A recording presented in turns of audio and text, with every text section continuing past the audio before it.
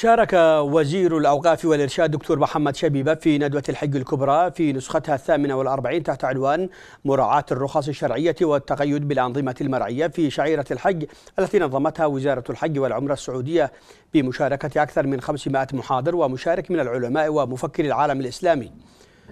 وتهدف الندوة إلى توحيد الجهود وتجويدها في توعية الحجاج بأوجه التيسير في أداء شعيرة الحج،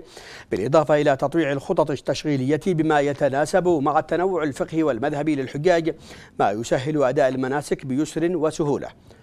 وأكد وزير الحج والعمرة السعودي الدكتور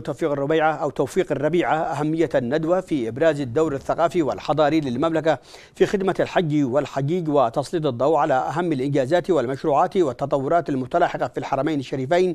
لخدمة المسلمين. ولفت الربيعة إلى أهمية ترسيخ مبدأ الحوار الفكري الهادئ لقضايا الأمة الإسلامية في موسم الحج والتواصل العلمي البناء مع المؤسسات والمحافل العلمية والباحثين المتخصصين في معظم دول العالم، وتحقيق المزيد من التكامل والتآخي والتعارف بين أبناء الأمة الإسلامية.